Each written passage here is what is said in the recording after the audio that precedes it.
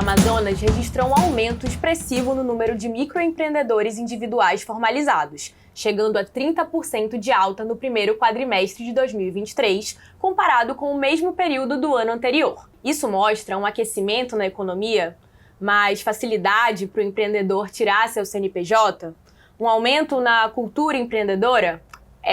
Para responder essas e outras questões, hoje o TH entrevista o analista técnico do Sebrae, Luan Paz. Seja muito bem-vindo, Luan, muito obrigada pela sua disponibilidade e pela sua presença. Obrigado, a gente que agradece o convite.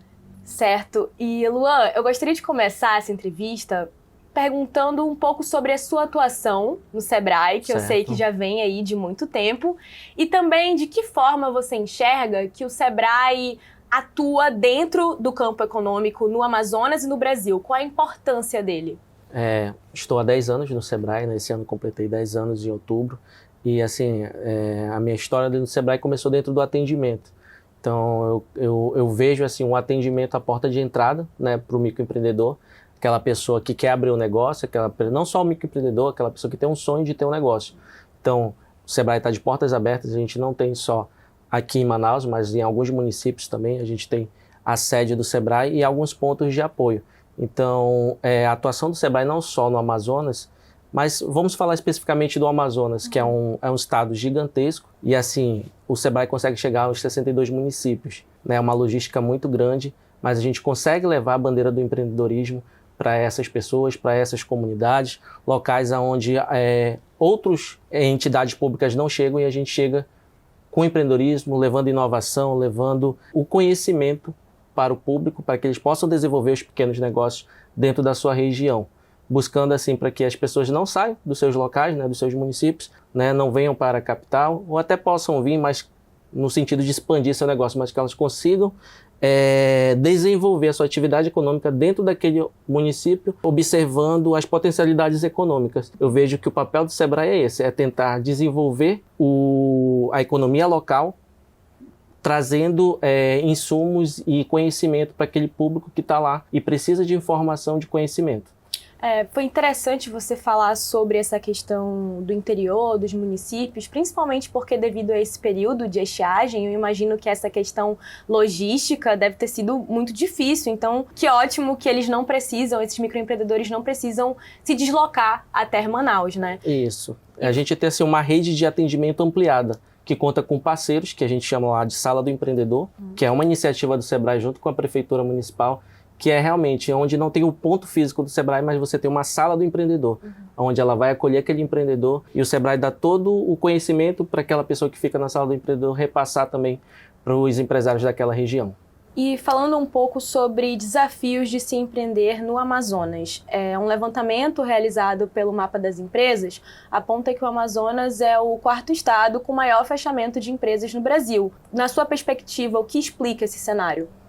A gente tem várias, não é só um ponto que vai levar a empresa a fechar. Você pode ter uma mudança de atividade econômica. A gente sabe que os negócios hoje, rapidamente, eles mudam, dependendo do foco do atendimento que você quer dar, do público que você quer atingir. E a gente está passando por um processo de mudanças nos portes da empresa, está se discutindo se algumas empresas se o porte do MEI vai aumentar o faturamento, e aí algumas empresas podem estar como microempresa e de repente pode estar fechando e pode querer abrir como microempreendedor individual. Então assim, e o cenário... Isso é comum? Acontece com frequência? É um cenário, a gente teve assim, a pandemia, depois da pandemia a gente viu que realmente algumas empresas fecharam, pelo caos que aconteceu. Mas depois a gente teve um aquecimento da economia. E a gente está, gradativamente, voltando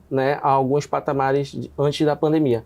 E aí, assim, você leva em consideração todos esses cenários econômicos. Algumas empresas realmente mudaram de segmento, abriram outros tipos de negócio. E não só nessa questão. Hoje você acabou de citar que 30% do aumento do MEI. Mas hoje no Amazonas, o MEI no Brasil ele é o segundo, se não falha a memória agora, mas é o segundo estado com maior inadimplência do MEI. E você vê que o que ele tem que pagar mensalmente é um valor que não chega a R$100. Então, assim, a gente traz um pouco da cultura também. Como que essas empresas estão organizando seu financeiro, como que elas estão planejando, né, o seu futuro. Então, assim, boa parte das empresas que fecham também, elas não fazem seu planejamento. A gente tem uns dados de 60%, 70% dessas empresas que fecham, com menos de 2 anos, elas não procuram fazer um planejamento, não tem um planejamento financeiro, e aí não acabam inovando, e aí acaba que tem essa questão da inadimplência e também da questão do fechamento das empresas, das micro e pequenas empresas. E já que o senhor mencionou os desafios, em meio a esses desafios o senhor citou também uma efervescência econômica, gostaria de perguntar, já que estamos chegando ao fim do ano de 2023, como foi para os microempreendedores do Amazonas esse ano? Ele foi um ano positivo, mais ou menos? Como você analisa? Eu vejo assim, vamos pegar os dados do Sebrae, né? A gente tinha uma meta para atender 51 mil pequenos negócios, todo o Amazonas. A gente já ultrapassou a meta, já está em 125%, né? Mais de 60 mil pequenos negócios. A gente viu algumas premiações, teve um queijo, se eu não me engano, de Parintins, que é um projeto apoiado pelo Sebrae, e foi eleito o melhor queijo, aí se eu não me falha a memória, do Brasil. Então, assim, tem pequenos negócios que realmente, quando eles buscam o conhecimento, buscam inovar no seu território, no seu segmento, eles têm aí alcançado bons resultados. Então, assim, a gente conta sempre que o Sebrae é um apoio para o microempreendedor, para a micro e pequena empresa. Então, assim, se ele busca conhecimento, se ele busca se capacitar, o negócio tem chance de ficar muito tempo no mercado. Então, assim, a gente vê que essas oportunidades, elas existem, né? E aí basta o empresário e o empreendedor buscar conhecimento. Então, a gente foca nisso, né? A minha parte lá no Sebrae é trabalhar no centro de treinamento. Sou coordenador do centro de treinamento, a gente trabalha com eventos e a gente vê muito isso, né? Não sei se você já conheceu a história da Mila do Dindim. Ela ganhou o Prêmio Mulher Empreendedor, Prêmio Mulher de Negócio, uma categoria lá no Sebrae Nacional, ganhou o estadual, foi para o nacional, ficou em segundo lugar e na categoria MEI. Então, assim, uma empreendedora daqui, que hoje é case de sucesso, né? E a gente está apoiando também junto com o Sebrae. Mas isso foi uma história, ela conta a história dela. E a história dela conta que ela foi buscar capacitação, conhecimentos, foi entender o que é preço, o que é valor. E isso muitos empreendedores eles deixam de buscar, né? Se preocupam só em vender ou fazer aquilo que já fazem normalmente, mas a capacitação, o Sebrae ele é conhecido muito pela essa questão da educação, pela capacitação. Então a gente foca muito nisso. Ele buscar conhecimento, né, para desenvolver o seu negócio. E você poderia especificar, falar um pouco mais sobre os tipos de formações que o Sebrae oferece? Olha, um curso que a gente gosta muito de falar, que é o nosso xodó lá, é o Empretec. Então, o Empretec é um curso de formação de empreendedores, né, é o maior curso de formação de empreendedores do mundo. Ele é, no Brasil, só o Sebrae que pode aplicar, né, é um curso desenvolvido pela ONU. É uma imersão de 6 dias, 60 horas, onde o empreendedor ele sai ali, ele conhece as suas características de empreendedores. Então, assim, conhecer quais são as minhas características, né, empreendedores, para que eu possa potencializar minha atividade econômica, é interessante. Então, a gente trabalha na formação do empreendedor. A gente tem um programa agora que é o Leader Coach, que é para formar líderes empreendedores. A gente acredita que a liderança dentro dos negócios, né, para o empreendedor realmente pensar em novas estratégias, ele precisa formar times dentro da sua equipe para que possam tocar o negócio. Não se trabalha sozinho. Não se trabalha sozinho, né? E tem toda a questão do trabalho em equipe mesmo, que às vezes as pessoas precisam entender isso, né? Que você tem colaboradores, tem pessoas que têm problemas e você tem que saber lidar com tudo isso. E isso mesmo dentro de pequenas empresas, que geralmente ou tem uma equipe reduzida ou geralmente se concentra em uma só pessoa, que é o caso do microempreendedor individual. O microempreendedor individual, a gente chama ele de o primeiro passo, né, para quem está ali empreendendo, né, ter uma atividade econômica que se enquadra dentro do MEI. Por exemplo, a gente tem uma palestra de formalização toda quinta-feira, que é justamente para a pessoa entender que tipo de negócio eu vou formalizar. Será que é um MEI mesmo? Né? Será que é uma microempresa? Uma empresa de porte maior? E aí eu começo a entender esse universo. Então, assim, o MEI ele acaba fazendo tudo, né? Ele é o contador, ele paga as contas, ele vende, ele compra. E o empreendedor é isso, né? Ele precisa fazer um pouco de cada, conhecer um pouco de cada coisa para que ele comece a expandir também. E aí começar a contratar, começar a faturar mais. Você mencionou um case de sucesso aqui no Amazonas, que foi uma mulher. Em termos de recorte de gênero e até mesmo de raça, você tem percebido maior diversidade em relação aos microempreendedores, empreendedores, enfim, que buscam o Sebrae por uma formação, por uma capacitação? Acho que de uma forma geral, não só no Sebrae, né? Em todas as áreas a gente vê a questão da inclusão, né? A gente está trazendo aí a Semana Global de Empreendedorismo, que o tema é inclusão e geração de renda para quem empreende. Então o tema é realmente buscar. Hoje o Sebrae já começa a atender por libras no seu atendimento, no seu 0800, né? Você liga para o 0800, você abre um chamado e aí você tem toda uma conversa por meio de libras. Então o Sebrae vem trabalhando nessa vertente, né, da inclusão. E outros temas também, mas assim, a gente vê um aumento, um crescimento, sim.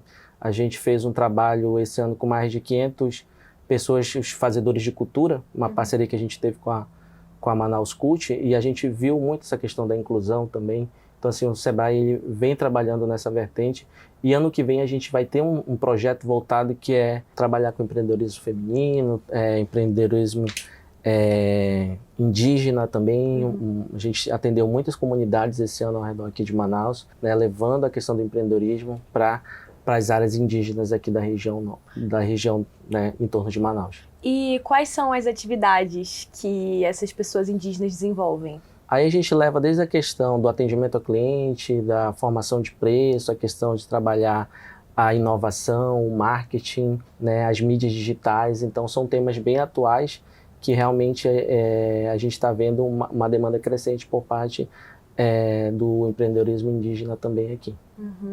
E esse ano a gente sabe também, em 2023, que o governo ele tem realizado, colocado em prática determinadas reformas reestruturantes, como a reforma tributária. Na sua perspectiva, de que forma esse tipo de medida tem impactado ou pode vir a impactar, né, que enfim, algumas ainda não foram de fato efetivadas, mas de que forma pode impactar os microempreendedores no Amazonas e no Brasil? Eu vejo de forma positiva, pelo menos o microempreendedor individual, que hoje tem um faturamento de até R$81 mil, você poder aumentar esse faturamento, né, de uma categoria MEI, que é aquela pessoa que ainda está começando, ela está se estruturando, ela está começando a desenvolver o negócio, está começando a amadurecer, e quando ela atinge esse teto, ela já tem que passar por uma microempresa ou por uma empresa de pequeno porte, que aí a carga tributária é totalmente diferente. Então, alguns ainda não estão preparados para dar espaço. E aí, se você tem aí um aumento desse faturamento, você começa a dar mais estrutura e mais vantagem também competitiva para os pequenos negócios. Então, eu vejo de uma forma positiva. E a gente espera aí que tenha alguns negócios também que não se enquadram também como microempresa possam retornar para o MEI, até porque, né, vai estar dentro do teto. Do faturamento. E para quem quer começar a empreender, quais são as suas principais dicas? Primeiramente, a gente fala assim, fazer o que gosta também, né?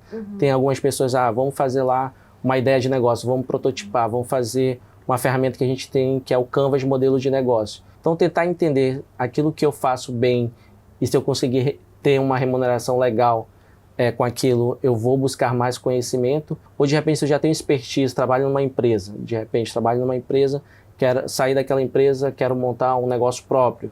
Né? Então, assim, por exemplo, o padeiro trabalha numa empresa e quer abrir uma padaria. Né? Ele tem que conhecer um pouco de gestão, ele conhece muito de fazer pão. Né? Mas a gestão do negócio, então, ele vai ter que estudar um pouco mais, vai ter que fazer um planejamento antes para que ele possa começar a empreender de forma correta. A gente sabe que empreender não é fácil no Brasil.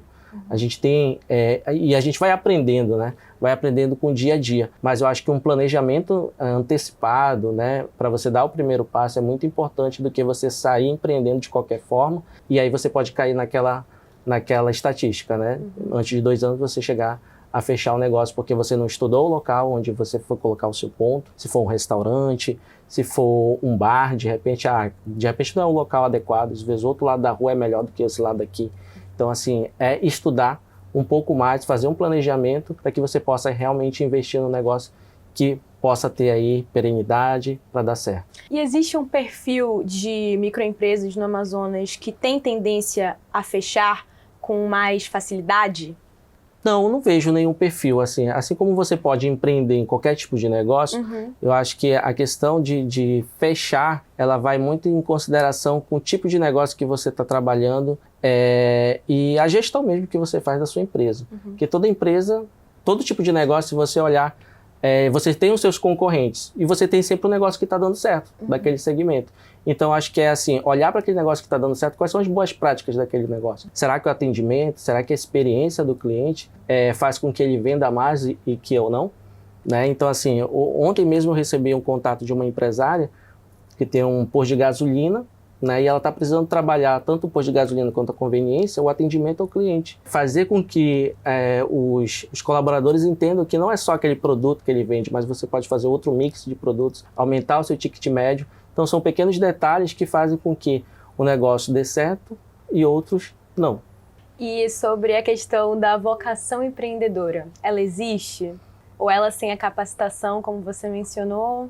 Eu vejo assim, tem um empreendedor que ele é nato, aquele empreendedor, aquela pessoa que desde pequeno, a pessoa começou a vender uma coisa, trabalhou com, sei lá, ele se virou para ganhar dinheiro, de forma, vendeu uma bala, um picolé, vendeu um brigadeiro. Tem muita gente que na faculdade, eu lembro que na faculdade algumas pessoas vendiam propriamente din-din também, brigadeiro. Então tem algumas pessoas que ela realmente tem o perfil, né? Eu lembro que eu fui contratar um estagiário lá no Sebrae, e eu vi que o perfil dele era muito empreendedor. Eu já tinha feito Empretec, já tinha participado de algumas startups, então assim, eu vi, essa pessoa provavelmente ela não vai ficar muito tempo aqui. Então ela tem um perfil empreendedor. E tem outras pessoas que elas precisam conhecer as suas características empreendedoras. Por isso que a gente fala muito do Empretec, porque aí você conhecendo suas características, você vê aquilo que você já é bom e aquilo que você precisa potencializar. Então eu acho que tem as pessoas que já nascem com esse perfil, né? E elas vão cada vez mais se aperfeiçoando, e tem outras que elas vão buscando se aperfeiçoar durante o caminho. Independentemente de ter nascido, né, como você falou, é sempre bom buscar mais conhecimento e potencializar os conhecimentos que você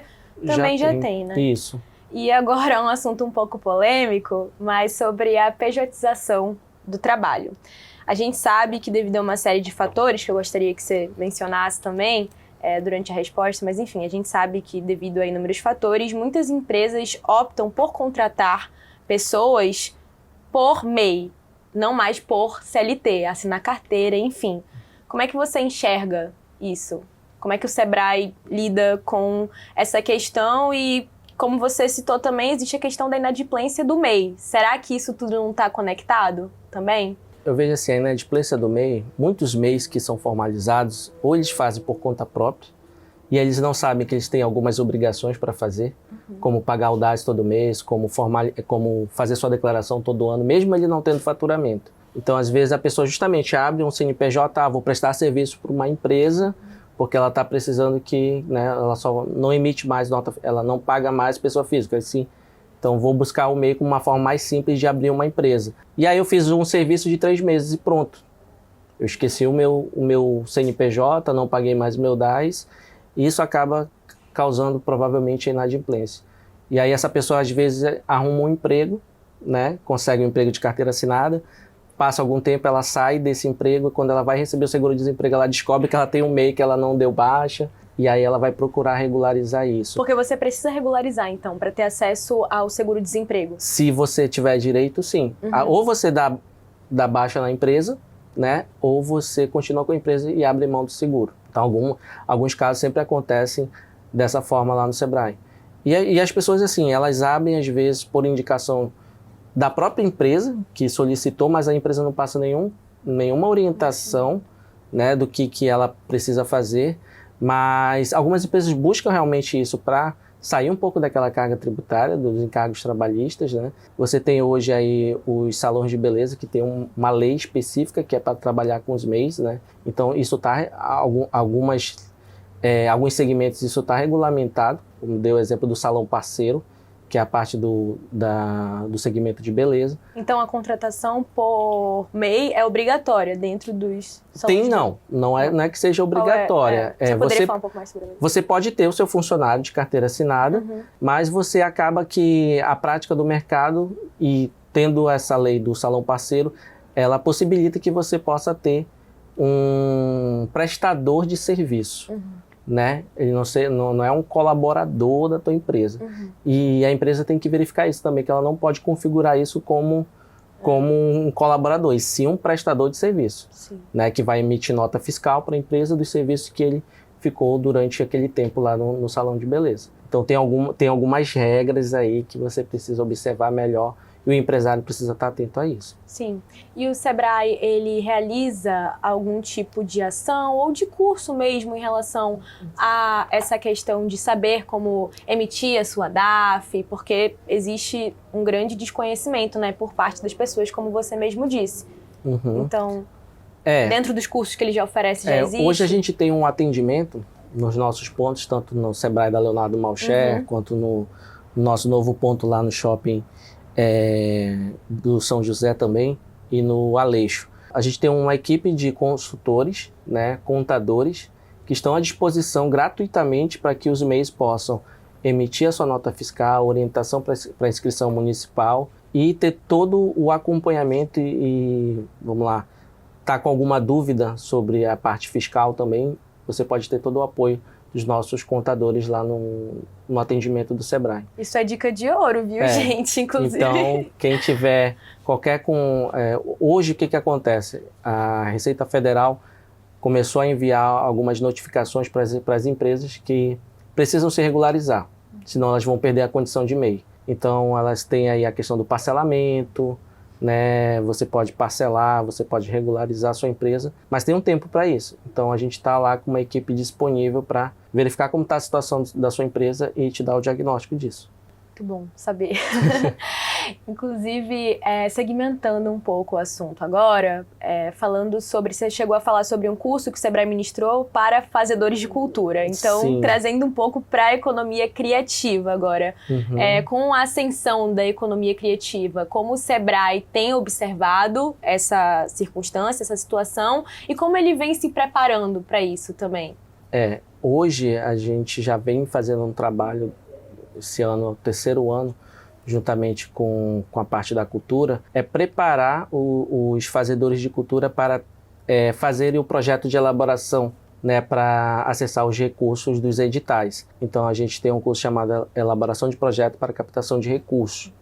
Então, durante esses 3 anos a gente vem acompanhando, a gente viu que esse ano teve um aumento, né?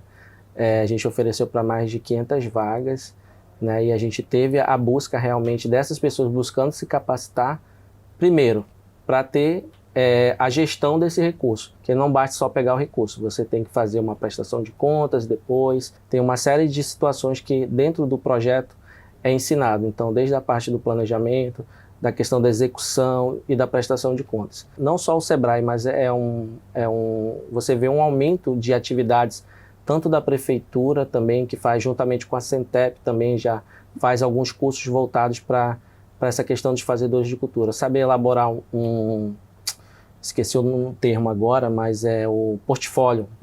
Então eles buscam muito isso, a questão da construção do seu portfólio próprio, né? Eu vi recentemente que a Manaus Cult está buscando divulgar os trabalhos dessas pessoas também nas redes sociais. Então, assim, tem um movimento muito grande, isso está aumentando, desse fomento à economia criativa, que não é só a questão, né, dos fazedores de cultura, mas também da gastronomia, do turismo, do artesanato. Então, assim, a economia... é fortíssimo que no Amazonas. Fortíssimo no Amazonas, né? A gente tem um trabalho muito forte com as comunidades indígenas nos municípios, né? Tem artesanato brasileiro do Amazonas sendo que já ficou acho que segundo ou primeiro lugar lá no CRAB, no Rio de Janeiro, né? Tem uma exposição a Trama Canoe, que foi um sucesso lá no Rio de Janeiro, foi, se eu não me engano, para São Paulo também. Isso são projetos que são apoiados pelo Sebrae, né? E a gente vem produzindo conteúdo, a gente tem uma loja de conteúdo também, onde a gente coloca alguns e-books. Ano que vem a gente vai colocar uma parte de conteúdo sobre como os fazedores de conteúdo podem usar as ferramentas de streaming para que elas possam começar realmente a monetizar, não ser dependente totalmente, né, dos editais, mas também procurar outras fontes de renda, que eu acho que esse que é o objetivo também. E esse e-book vai estar disponível no site do Sebrae? Vai estar disponível. Ótimo, então, Luan, queria agradecer mais uma vez pela sua presença. Muito obrigada por estar aqui, por compartilhar o seu conhecimento, informações também sobre a economia no Amazonas. Certo. E gratidão, viu? Obrigada mesmo. A gente que agradece. Até a próxima. Até a próxima. E você aí não se esquece de se inscrever no canal aqui do TH Entrevista e acompanhar as redes sociais do Toda Hora também, @info Toda Hora no Instagram. Muito obrigada por assistir e até a próxima.